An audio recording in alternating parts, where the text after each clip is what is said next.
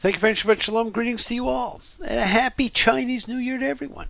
The year of the sheep or the goat, depending on what you think it looks like, begins on the 19th, and that's today.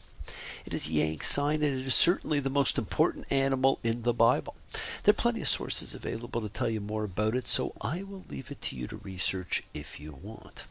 I will tell you, it is my sign, which pretty well gives you a great idea as to my age. Although I'm sure the music quotes that I give you a pretty good idea as to that. Anyhow, friends, for other reasons, this is a special anniversary parsha for me, and so it will always hold fond memories. Thank you, Baruch. And the consensus is in last week's show was too long. I agree. I actually suspected it, and I will be ever mindful of that. And some of you thought there was a little too much outside patter. Another thing to be mindful of, my friends. Now, special greetings go to my good friend Scotty, who had a special birthday last week. Now, I know all birthdays are special, but some appear more special. That is specialer than others to people, especially decade-marking ones, and this was a special decade-marking one. So I hope you had the best birthday of all, only to be outdone by all the future ones. And like Scotty on Star Trek, who kept the Enterprise going, my friend Scotty has helped engineer my life. You are a great influence and a magnificent friend, my friend. And I'd like to remind you all that Purim is coming up on March the 3rd.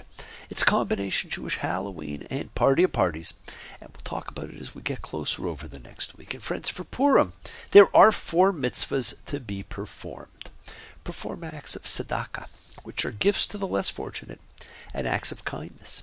Honor the appointed time, the 14th of Adar, as the book of Esther tells us. And we are to remember the days of Purim for all generations.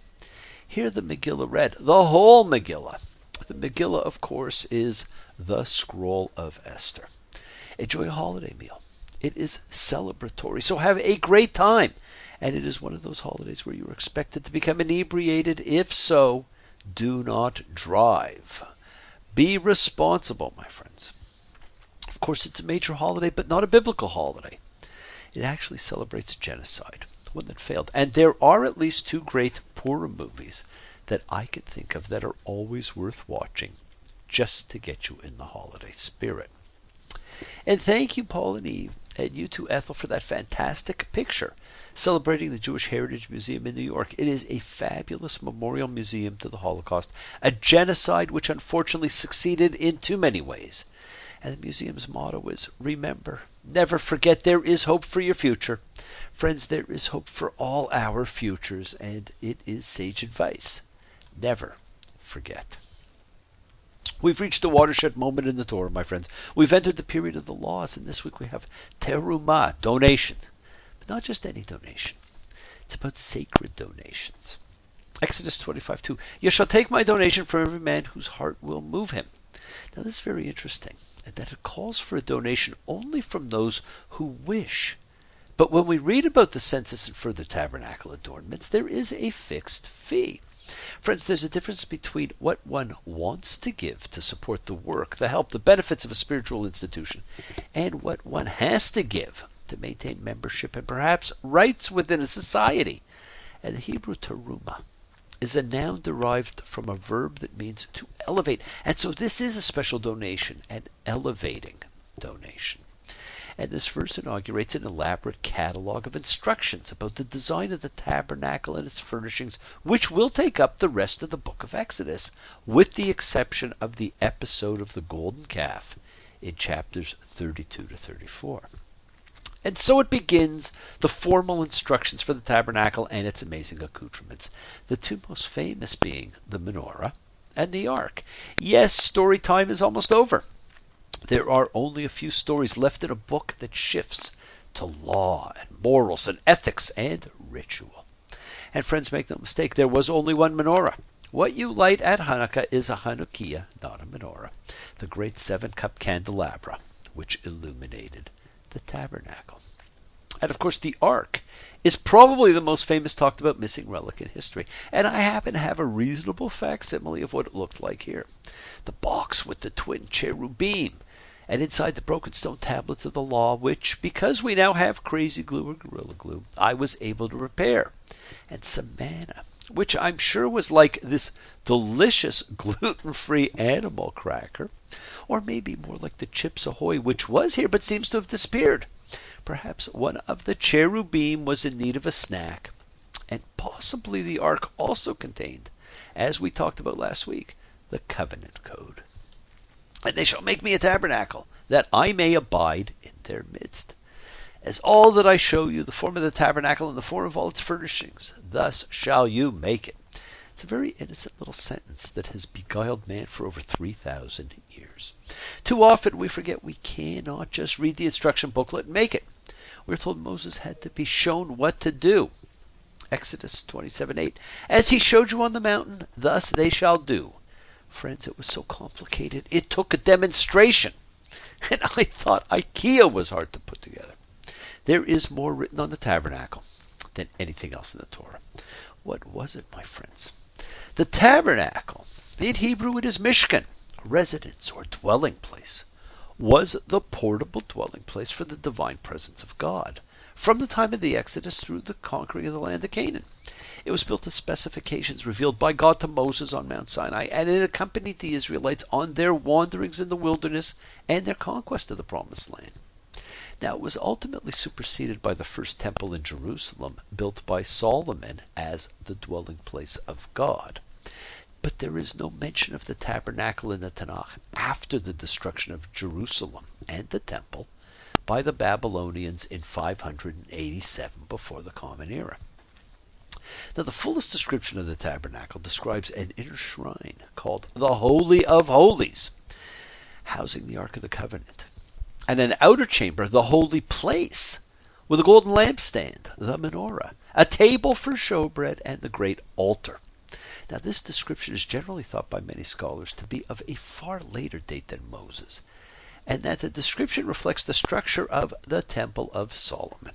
The traditional scholars contend that it describes an actual tabernacle used in the time of Moses and thereafter.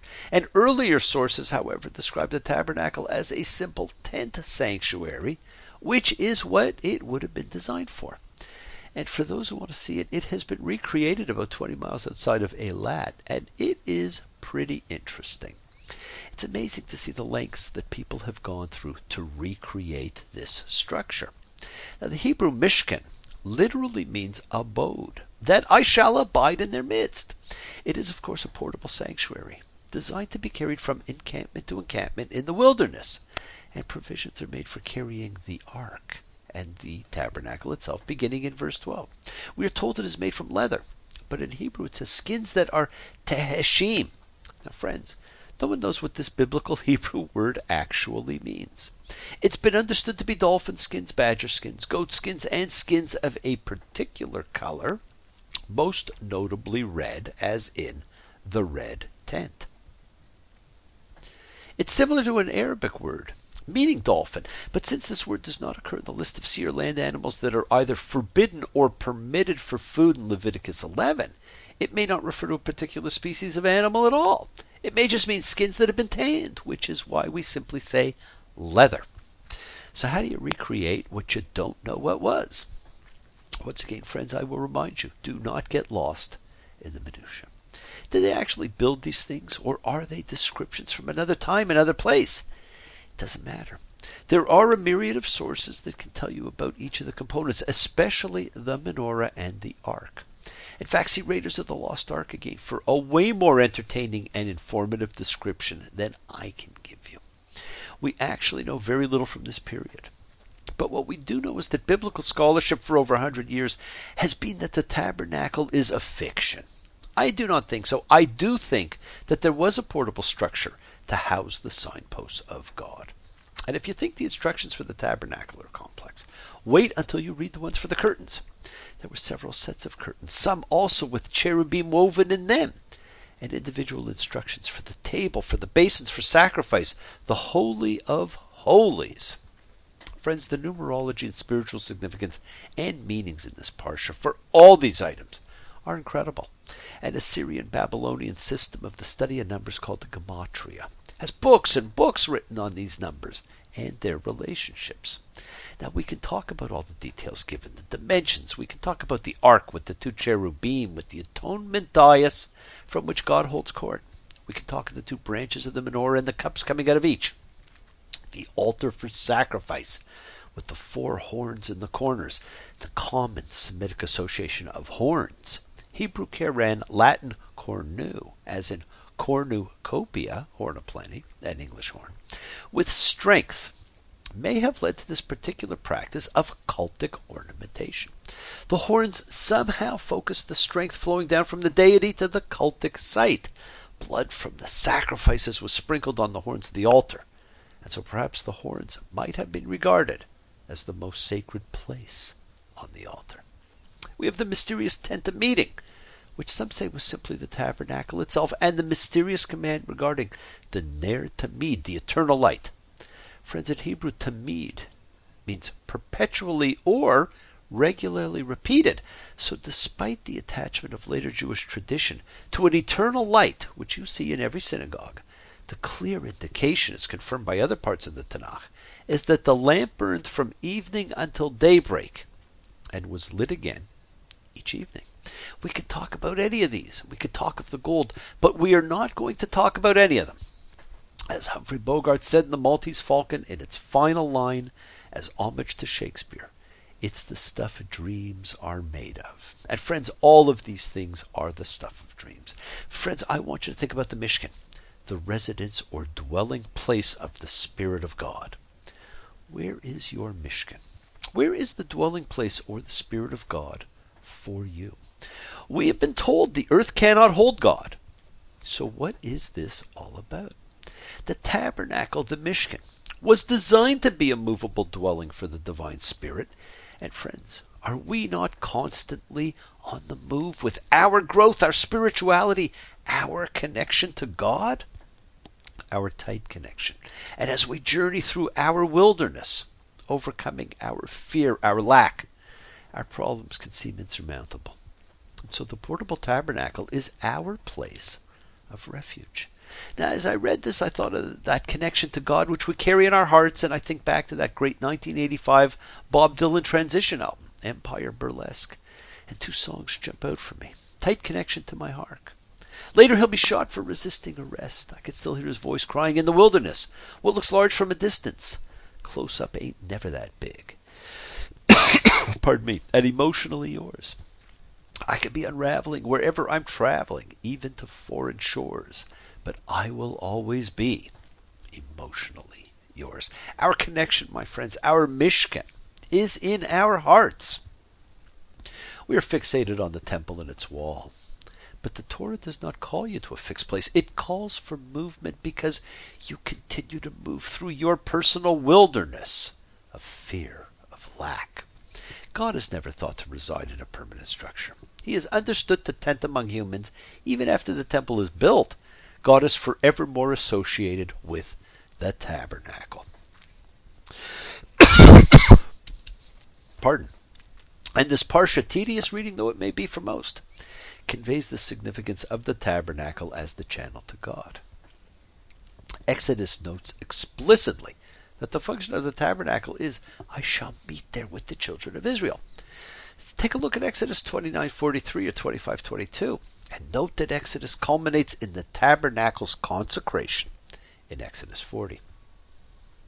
It is a great time for this strange section, my friends. Moses has disappeared into the cloud on the mountaintop to commune with God. That moment in the story is marked by the people's fearful distance from the fiery divine presence up above, and the daring closeness of one man, Moses, to the deity. Against this background, the architectural plan for the tabernacle and its decor offers a reassuring antithesis. And the divinely endorsed donations and cultic procedures set up an incredible contrast with the transgressive donations that enabled the forbidden cult of the golden calf. The tabernacle will be one. In the simplest sense, of course, this means that once they sew all the curtains together and connect all the loops and clasps, the tabernacle will be one whole piece. But the wording, the tabernacle will be one, also fits with the centrality of the tabernacle to Israel's monotheism. One God, one tabernacle, one altar, one place of worship. And friends, the temple was not just the successor to the tabernacle. The tabernacle, revered as the ancient channel to God, was actually located inside the temple. So all the laws in the Torah that commanded something be done at the tabernacle applied as long as the first temple stood in Jerusalem. By the time of the temple's destruction, the tabernacle and its contents, the ark, the tablets, the Urim and Thummim, disappear from the Bible. And of course, rabbinic tradition is that the presence of God, the Shekhinah, which by the way has the same root as the word for tabernacle, Mishkan, was in the first temple but not in the second. This contributes to an impression of growing distance from the original feeling of a direct connection with God in the early parts of the Hebrew Bible. And you shall make the tabernacle. Is it any wonder no one has ever figured out how the tabernacle is put together? The components given here, but the text doesn't say how they're put together. Now, I've read incredible papers with theories about its construction, and please feel free to go to my webpage, to the Urim and Thummim section, where we have recreated the curtain covering described here. But that's how we each put it together for ourselves is what this is all about, my friends. How we carry our ark and approach our Holy of Holies is what's actually detailed for us. Exodus 26:33. Bring the ark of the testimony there, inside the pavilion. You see, the ark is surrounded by a series of layers. First the pavilion, the paroquet, then the tabernacle, the linen tent, then the tent, the goat's hair tent, then the covering, the tent of ram skins dyed red, then the covering of leather skins, then a courtyard surrounded by linen hangings. The Israelites are thus given to understand there is a sequence of holiness, ever increasing as one comes closer to the sacred object in the center. Friends, anyone who pursues holiness must be aware that he or she must pass through a progression of levels, with increasing awe and increasing danger as one comes closer to the sacred. We all have our tabernacles, our mishkans, our dwelling places of God. Where is yours? You carry it in your hearts, my friends. The dwelling place of God, the Holy of Holies, is in your heart. Now, I read an interesting article on the 10 most likely things you will regret when you are old.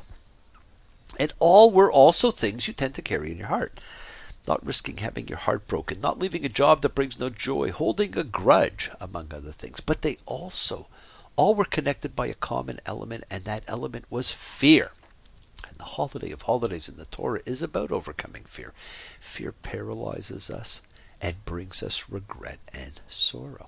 As the great Paul McCartney sung in the unsurpassed promo video version of Let It Be, there will be no sorrow. Let it be. Let it be. Do not let fear be your sorrow. Find your mishkan, my friends, your tabernacle, your place where the Spirit of God resides. God's presence lies at the heart of each person, and we need to take steps to approach this presence. It will help you lessen the load you carry. As the song says, last night the wife said, oh boy, when you're dead, you don't take nothing with you but your soul. Think. Think, my friends, lighten the load, because boy, you're gonna carry that weight a long time. Love you all, live free, be free, and honor your freedom. Be well, be happy, and be blessed. Share and honor the light and all who live in the light. And continue to shine. Continue to send everyone you know goodwill and love. Pray for peace and freedom for everyone, and end to terror and hatred. Have a great Chinese New Year celebration. Get ready for Purim. And remember, friends, we are a community. We learn together, we celebrate each other, love each other. And thank you, Noah, for the microphone. I'm looking forward to seeing it and using it. Thank you all. Thank you. Love you. See you all next time. Bless you all. Shabbat Shalom.